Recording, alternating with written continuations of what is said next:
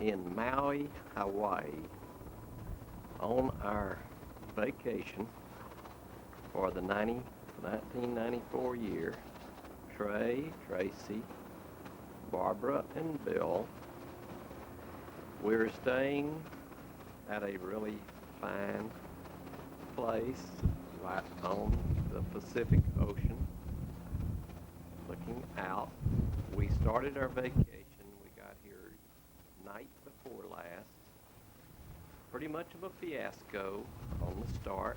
The room we had was not very well kept. These are owner condominiums.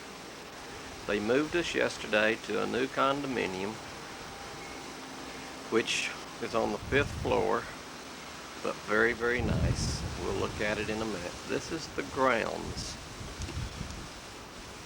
of where we're staying. As you can see, extremely nice, well kept, as is everything we have seen on Maui. And here is the queen of the trip. Hello. And we are, as you can tell, it's midday. We're just now getting ourselves going. The life of luxury. The life of luxury, as she says. And yes, we have a TV. Trey and Tracy, and Trey has just finished scuba lessons this morning and went on a scuba diving episode, went about 25-30 feet deep, saw turtles, fish, many other things. Kitchenette in the room, and refrigerator, stove, microwave, the whole bit. And then there's Tracy enjoying herself, going to find her a sun. Now, here we are walking down on the outside of our hotel, and very beautifully landscaped, and so forth and so on.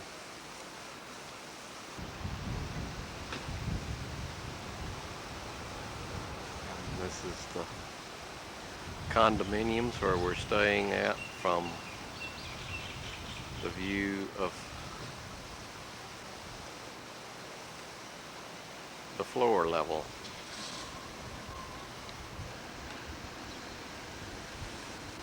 Maui Kanapala Villas is where we are, and here comes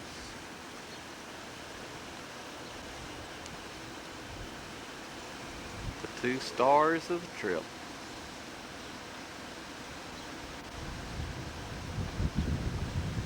And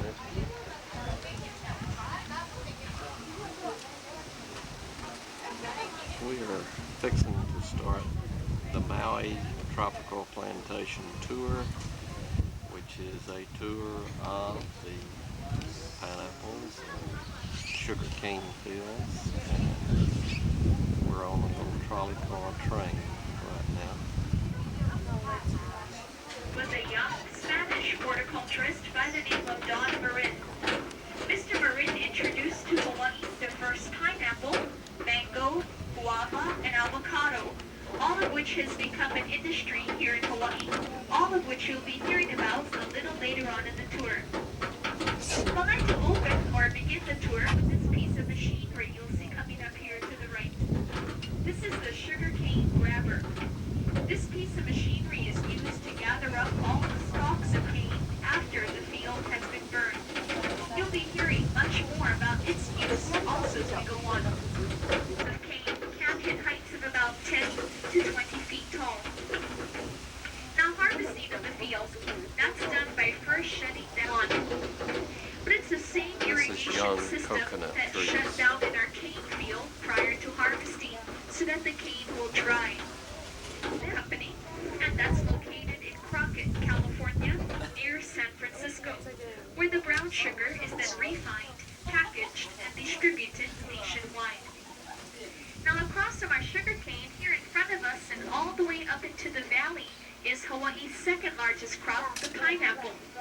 Pineapple is originally from South America. It was introduced to the islands about 35 years. Worker is to enter the field protected with chaps, garbles, and gloves. They will enter the field twisting the fruit off leave the plant in the ground to give us up to 2 crops more a year apart.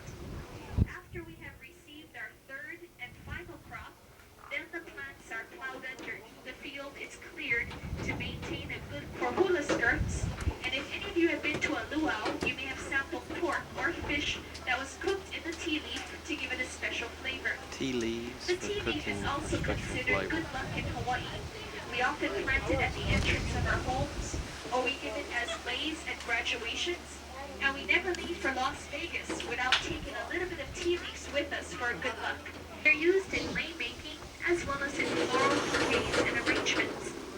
In ancient Hawaii, the Hawaiian people believed this plant to possess magical medicines. It also was used as shampoos. Alrighty folks, welcome to our coconut demonstration. We're in a good place to do the demonstration because we have all these different stages of coconut trees right around us. And when a coconut starts off on the tree, it's not that fuzzy round coconut like we're used to seeing in markets. When they start off on the tree, they have this outer skin or outer covering that not too many people recognize or see. In fact, the coconut, when it starts off on the tree, it starts off green like a green apple. And in a green coconut, the meat inside is so soft and so tender, you can actually take a spoon and scoop the meat right out of the shell, just like custard or jello. And that's what the Hawaiian people would feed their young children as baby food. It was the soft meat from a green coconut. Also in a green coconut, there's 16 ounces of coconut water on the inside. And the Hawaiian men would purposely climb up the tree and pick the green coconuts and take it with them on their canoe voyages. And if they ever ran out of fresh water, they always had coconuts on board. They could drink the water from the coconut. Coconut water is known to be good for the kidneys and good for dehydration. So that's what they would take with them on their canoe voyages. So that's when the coconut is green. But if you don't climb up the tree and pick it, if you let it ripen, it'll turn from a green color to a golden orange. Never park your car, never take long naps underneath trees with orange coconuts. That's the ones that are ripe and ready to fall. They weigh about 5 to 7 pounds each. So around hotels and golf courses, they constantly trim their coconut trees so there's none to fall. Our trees were trimmed about a month ago, so we don't have any coconuts on our trees. But if you look into the tree, now people think coconut milk to be the water that's in the coconut, but that's not. That's coconut water. If you want coconut milk, you have to take the meat out of the shell. We have some meat here. You'd have to take the meat out of the shell, grate it down into flakes, dip the flakes into hot water, and squeeze it. And that's how you get coconut milk. So what you get from squeezing the meat is the milk, and what you get from shaking the coconut inside is the water. So coconut water and coconut milk, two different things. But then the golden coconut will drop and fall to the ground. It'll dry up, it'll lose its color, and it will lose its weight. It'll turn the same color as the trunk of the tree, a woody gray color. This is the only coconut they allow us to export. We cannot export them when they're green or orange because the husk inside is still wet. They can harbor insects and bugs. So only the dry ones we can ship. And we sell them down at the market, and instead of people lugging it in their suitcase or carrying it around on the plane, they actually take a marker, write their address right onto the coconut, staple on the right postage, and they send this in the mail like a postcard. So to Emily from Grandma, aloha from Maui, and Emily will get her souvenir through the mail. Grandma doesn't have to log it all over the place. Shake it. If you hear water, it's still good to eat. If you shake it and hear no water, then it's quick. Some people will use a machete or a cane knife. But till today, there's no machine that will husk coconuts. It's all done by hand. So in the Philippines, in Mexico, where coconut is a cash crop, all by hand, no machine. The basic idea is to puncture the top of the coconut, pressing our weight against the pick, and it should start to crack or rip. Then we have to help this crack all the way down to the bottom. So basically, we're peeling the coconut. Then we're going to take another section, press down against there, and we're going to continue this all the way around. And if I peel this back, you can see the coconut located there in the center. So that's what we're trying to get to. And many people believe this is how coconut grows on trees. But that's only on Gilligan's Island and TV, right? They only show you the good stuff. But not too many people know we have this outer gray, smooth skin on the outside. So once again, puncturing the top of the coconut and pressing against the husk. By the way, in old Hawaii, the husk... Now to get the liquid out of the coconut, you have to puncture one of these 3 dots. And what we use here is a screwdriver. If you have an ice pick at home, that's even better. So try to find the biggest hole out of the 3, that's the softest. The eyes too hard. You cannot go through them, you'll hit shell. But the mouth is so soft, you can go right in with an ice pick or a screwdriver. So find the biggest hole out of the three. That's usually the softest. The other two are shell. Now we're going to open this up, and if the water comes out clear, it's good to drink. If it comes out white like milk, then it's bad. I think this one has very little water. I don't think there's much water in here. Just a little. And it's coming out clear, but if it was white or yellow or milky, don't drink it. Germs or bugs got in here before we did. Remember, this is not coconut milk, this is coconut water. It should come out clear. So hit them in between the eyes. That's how you're going to remember. Can't forget that. So in between the eyes. So we're going to hold it in the palm of our hand, have the seam running right across there. Just give a couple taps to the seam, and the crack should go right around. Crack running around here. And we're just going to tap it a little bit more and it will open right into it for us.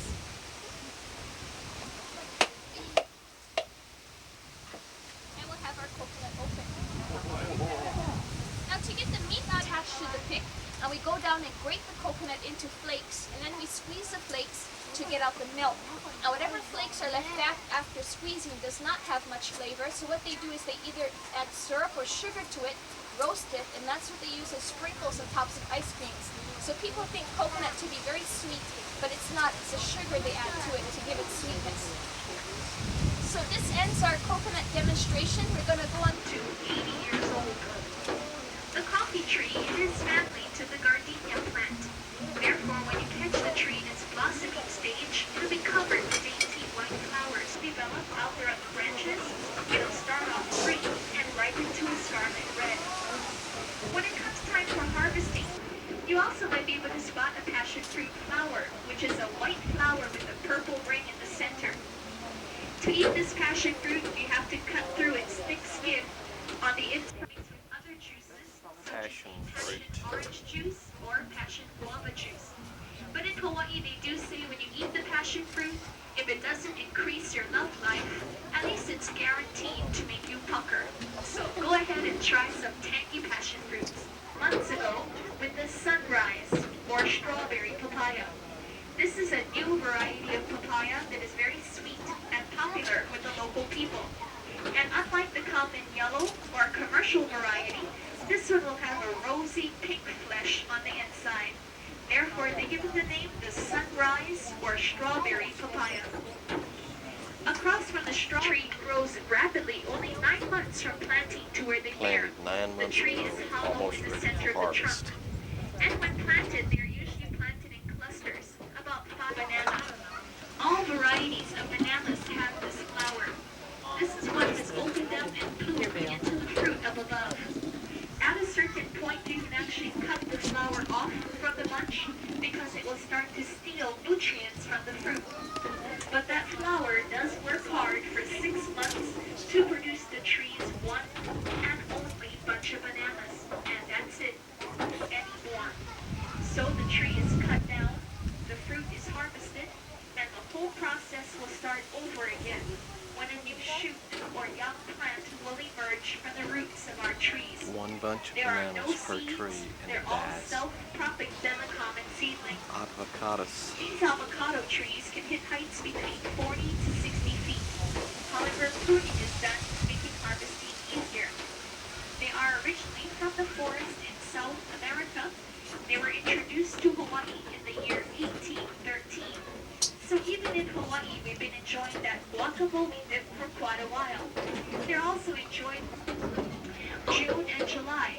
So right now we're at the end or close of the season. But if you look to the ground in the middle of the orchard, you might be able to spot some mangoes on the ground. Or there, the meat of the mango is spicy and delicious, and they use it to make smoothies, jams, and jellies. Mango trees can hit towering heights of 70 feet, about the size of a windmill or wind pump to the right. They will take 5 years from planting before producing their might be able to spot the guava. It does resemble a small lemon or lime in its size, shape, and texture. However, on the inside, it has a very distinguished pink flesh with many hard seeds like that of a tomato. Now, the fruit may not look attractive, but it's very very good for us. The guava possesses 5 times more vitamin C than orange juice, making it a fast-growing competitor in the world juice market today. So while you're in Hawaii, try some guava juice, guava nectar, or guava sherbet. People believe the macadamia nut to be originally from Hawaii. We cannot take the credit for that. For this tree was first discovered and originally from Australia. It was introduced to Hawaii in the year 1882. But it wasn't up until about Father Mary Kavena Kukui. She translates Waikapu to mean the water of the conch or conch shell. As legend has it, somewhere in a cave up there lies this beautiful conch shell that was blown upon by a Hawaiian warrior, like a horn, to announce time of battle to all the villagers below of an upcoming war. They say Macadamia when nut blown trees. upon from the valley, the conch shell could be heard throughout the island.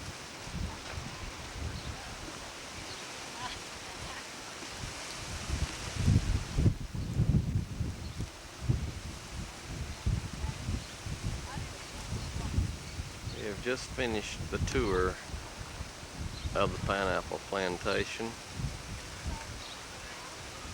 I was disappointed we didn't get to see the harvest of the pineapple, but we saw some beautiful, beautiful trees and orchards, all that.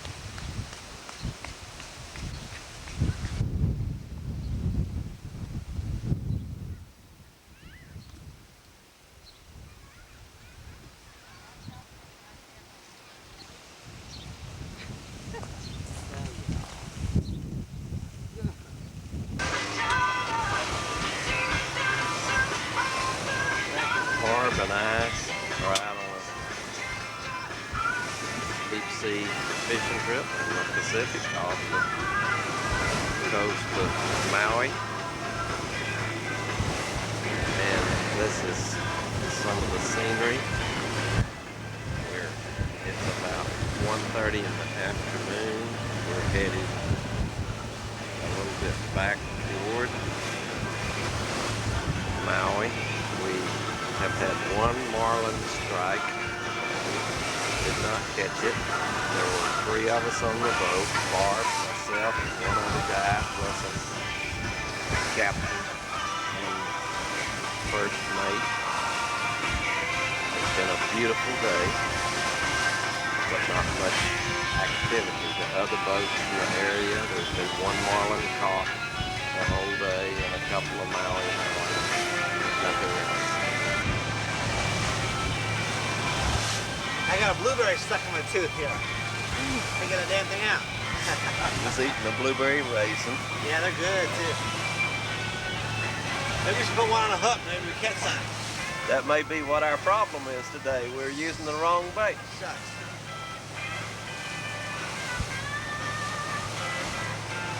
I will go down in a minute and film the reels and stuff we're using.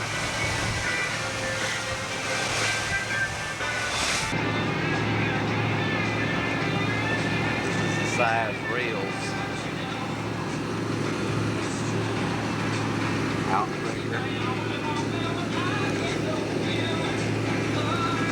It's been relatively smooth most of the day. This afternoon has gotten a few more swells in it. The other guy with us, Bob, has remained in the fighting chair most of the day, as being the most comfortable chair in the whole place. And we've had 5 lines out, 2 on each side and 1 up top. And then the one that I figure will end up with the big catch of the day before it's all over with. We hope. And as we look upstairs to the deck of our boat, that's the other reel.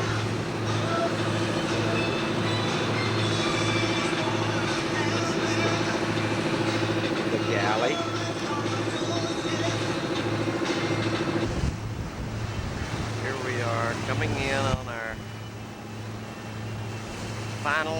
of the journey of the deep sea fishing trip.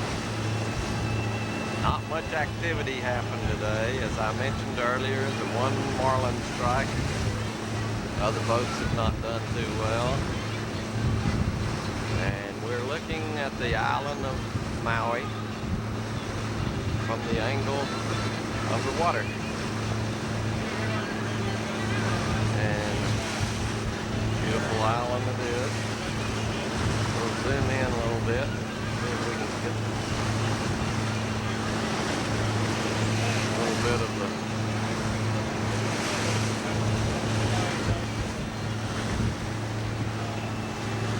boat coming in, a fishing boat I'm assuming.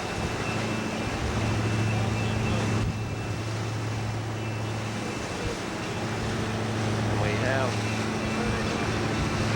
right here off to our side is Barbara, who is not feeling just real chipper.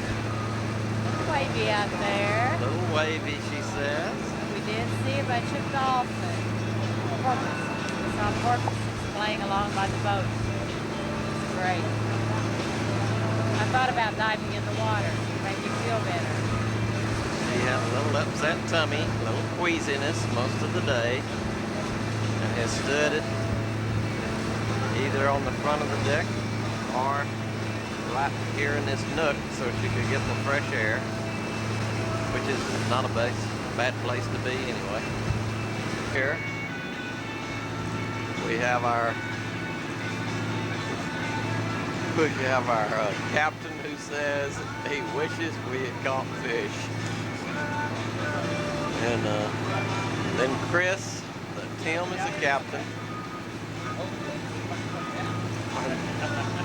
And then there's Chris, the shipmate, who may have a word to say about. Hey, keep going. Keep going. Different perspective from the other side of the boat. You can see some parasailers up here. I think you can see them. I can see them with the naked eye. I imagine we can see them. It's a little hard to tell where I am. I may have been taking a picture. I don't know what I was taking a picture of. Up in the sky. Zoom back out. Sailboat off here to the side of us. Beautiful sailing water, just beautiful water. I don't know how to describe how pretty this water is.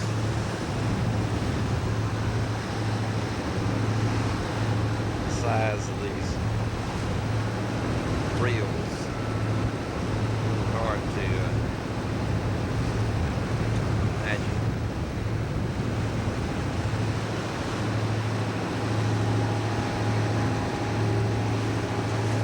Chris, deckhand, is now taking downs. Well, we've made it back from our fishing trip.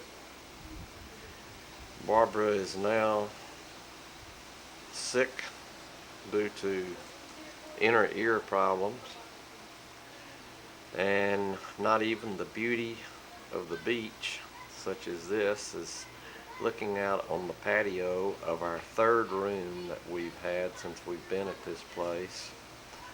And we've just sort of upgraded each time that they've allowed us to change rooms and this time we're overlooking the pool, and as you can tell, that's a rather neat because we can see the pool, we can see the ocean.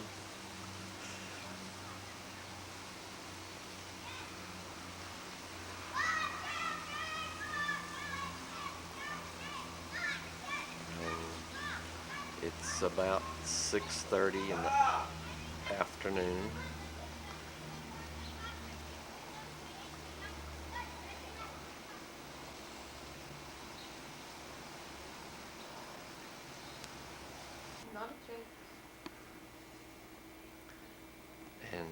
now we're looking at the inside of the room where Trey and Tracy are wanting to be filmed. They are reading a book as we are getting ready to go out to eat supper.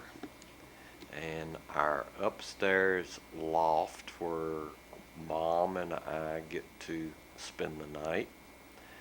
And Trey and Tracy were sitting on one bed, and as you saw the other bed, we're looking into the kitchen area. And this is a very, very nice room here.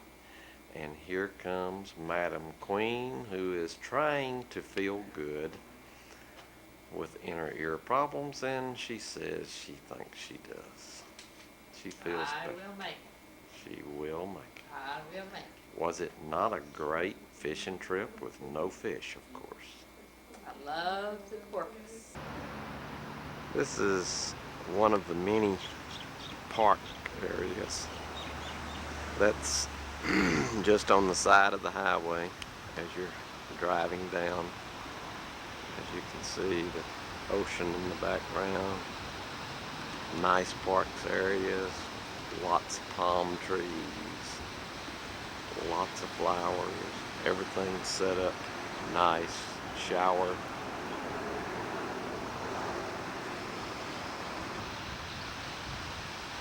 We have Barbara in the back, in the foreground here.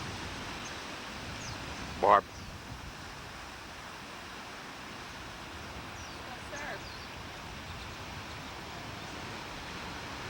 Few surfers out in the water. See if we can zoom in on any that.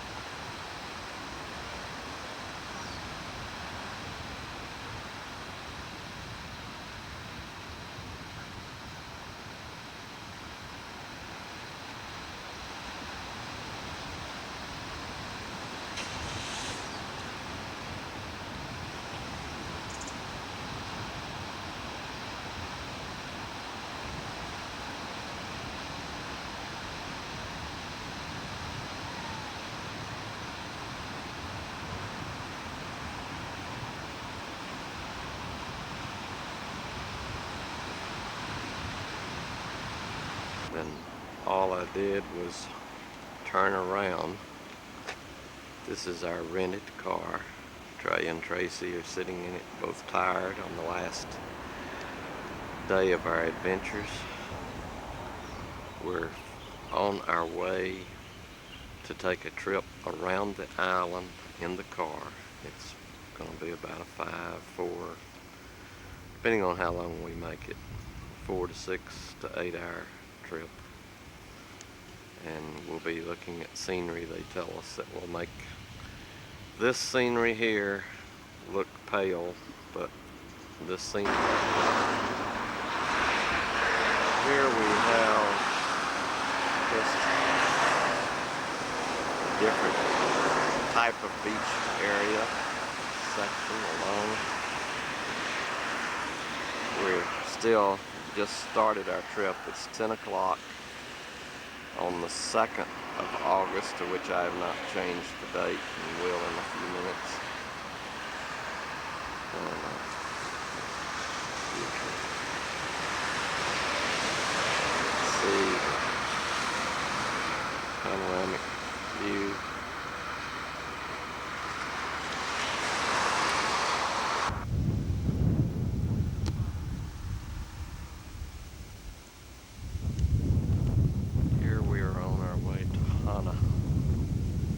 It is an extremely windy road. We have just climbed a little hill and found out that the ocean is right next to us, of which we're in such a forest, we didn't know the ocean was here, but it's beautiful up here.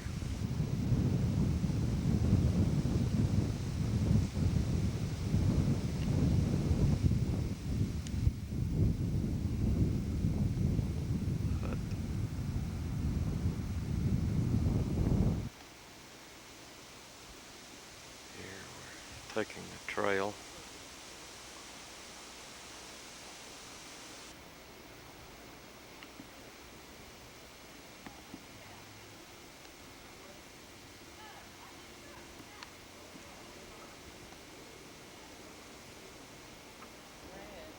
Hey Tracy.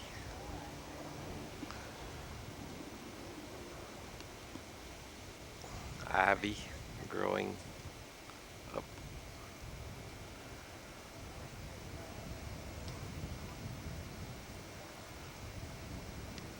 The tree just as far as you.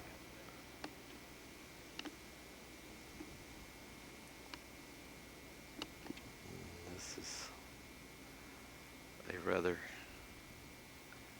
unique plush green.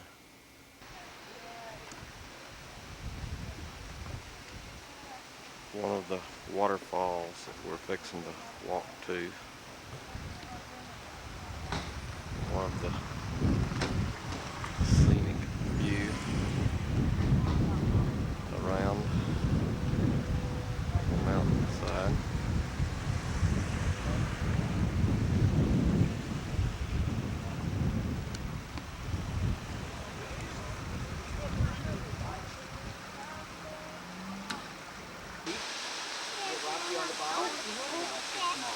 Bye, Mom.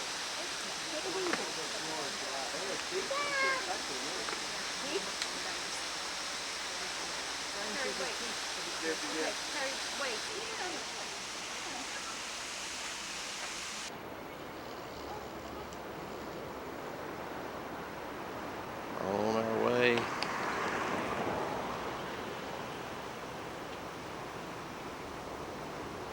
To Hana.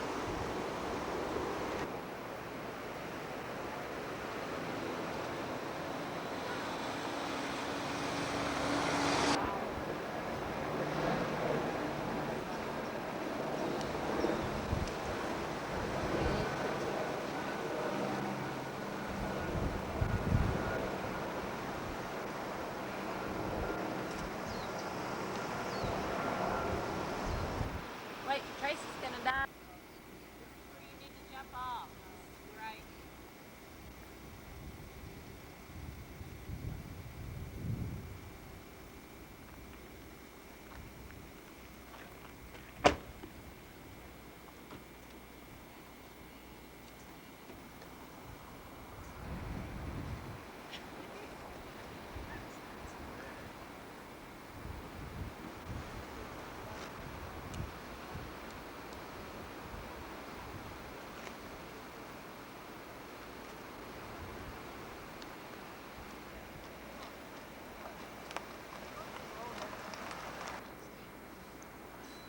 Hey Tracy, Just turn around. turn around.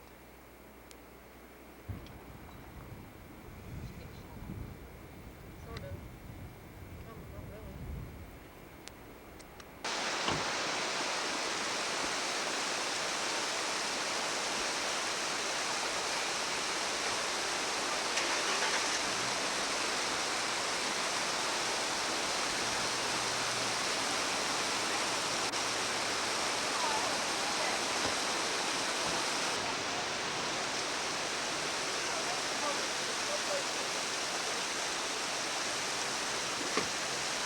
Not really.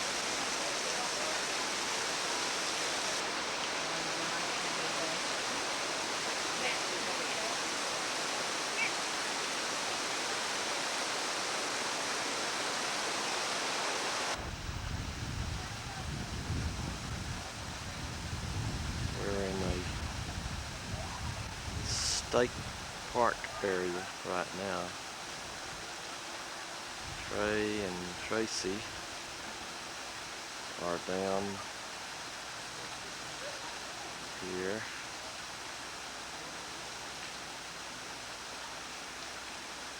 Somebody's fixing to go swimming.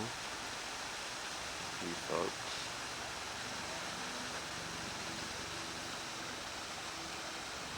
There we go.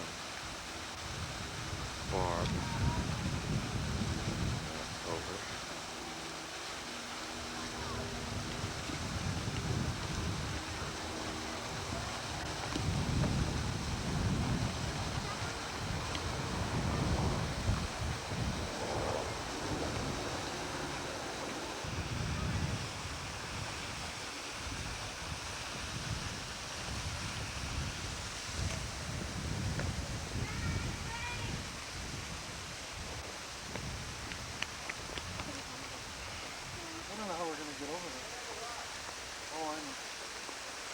see growth.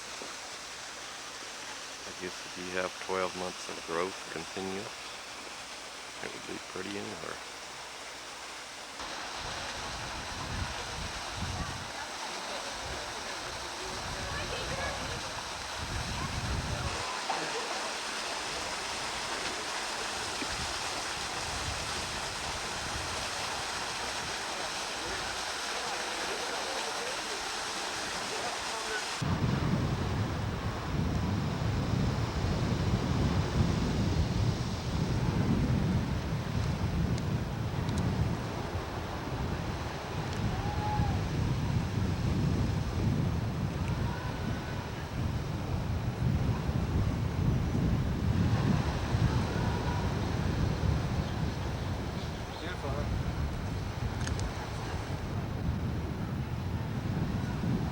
We're at Wakanuka State Park.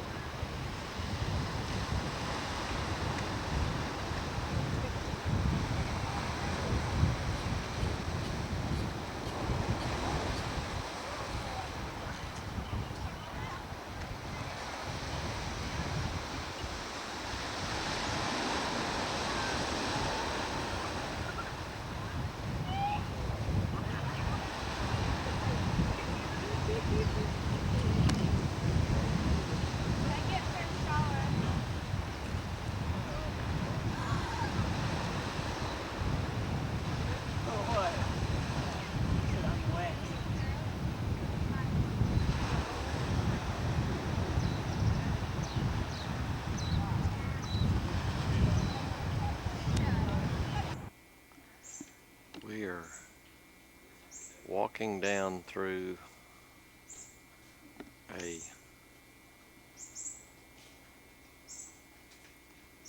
I guess it's banyan roots, and they've made a cave type thing underneath it. And here we are passed through rock here. As you can see, it's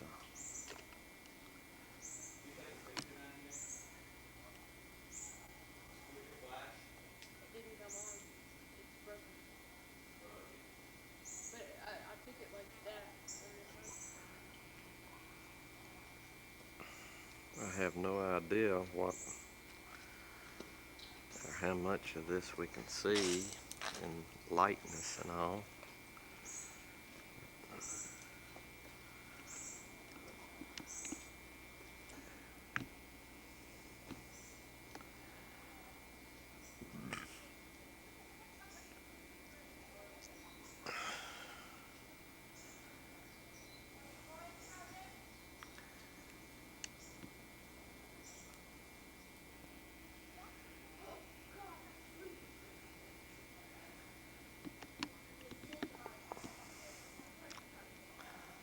This is what I would call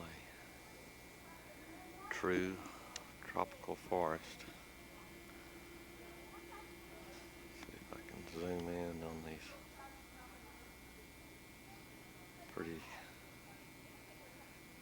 leaves and stuff here.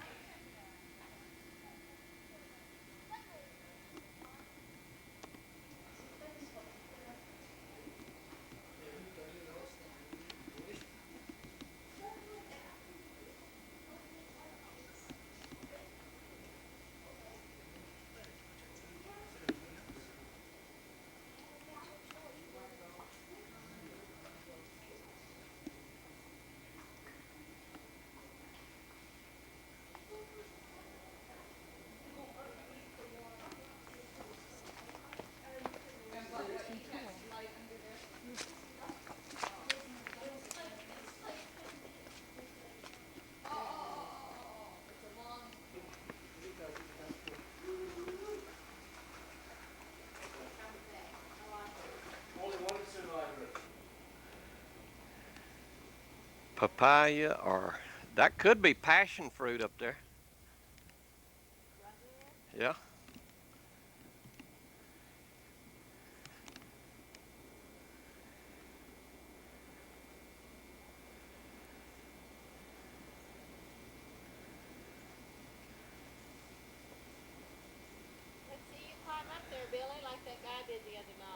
I could, but I wouldn't want to show off.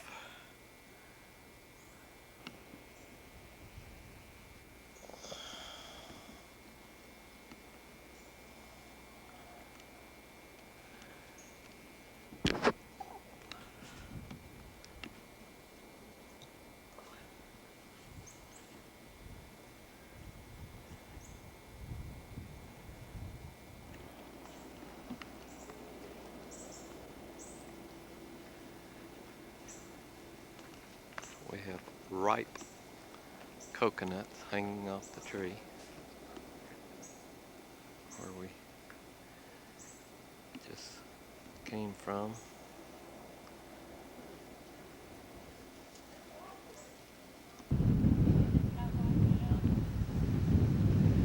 We are coming back from our trip to Hana. We're watching the windsurfers on a beach area where they say in the afternoons it's super windsurfing. Let's see if I can zoom in on some of this action. These guys are flat flying through the water.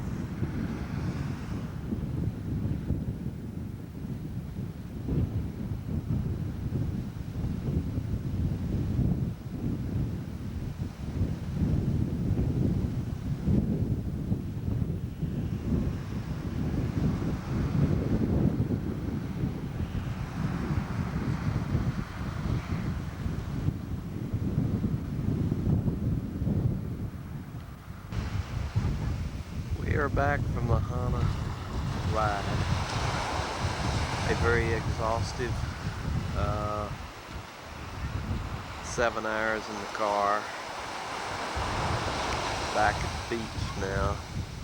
Here is Tracy. She's been out in the water on a boogie board. There's Trey. Here's a friend that Tracy keeps looking at called Zach. She's been wanting him to come around for a few days. Oh boy. And there's Trey out in the water.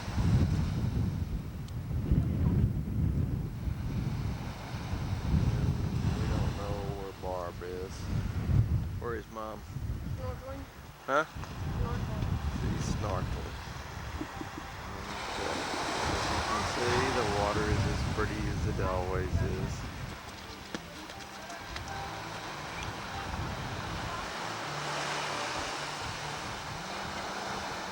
This is a fuller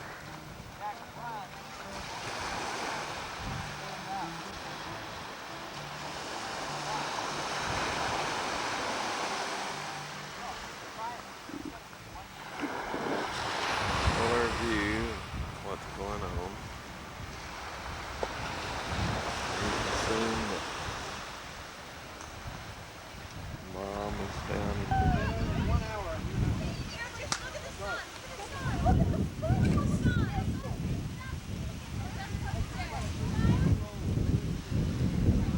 We are looking at the sunset on the last day we're here. They seem to have, as they say, no twilight zone,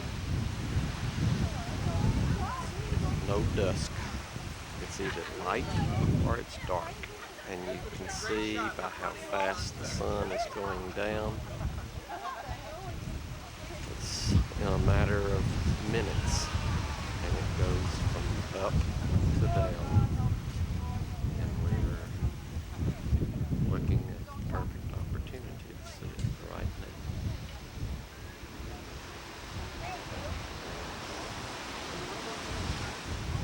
Pretty colors. And that is a Hawaiian sunset. But don't talk like that.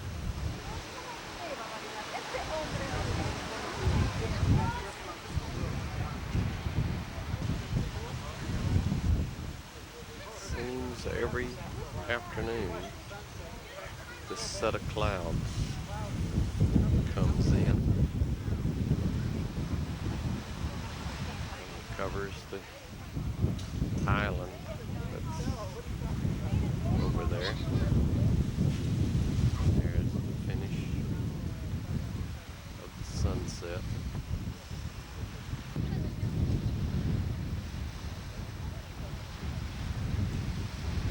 twilight zone on the beach.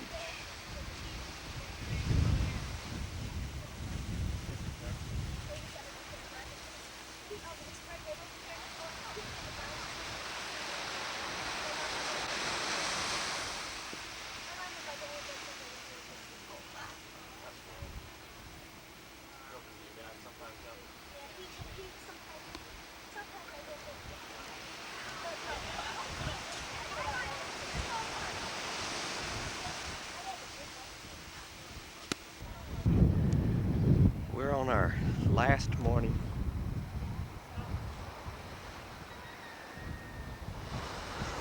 It's 11:30.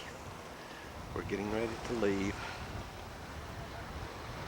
We have just snorkeled at this place. It's a marine wildlife estuary, and as you can tell, it's beautiful.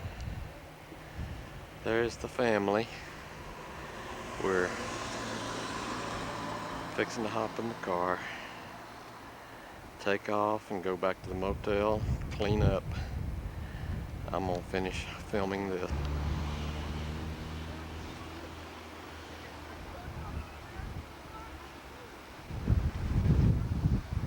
This is where we just finished our snorkel.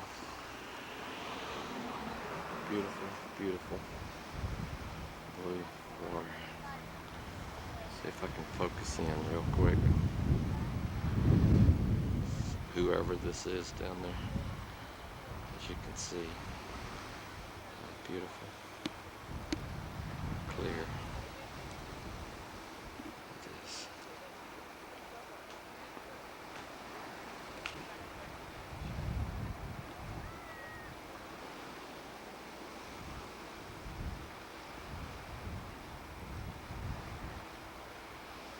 Goodbye and aloha.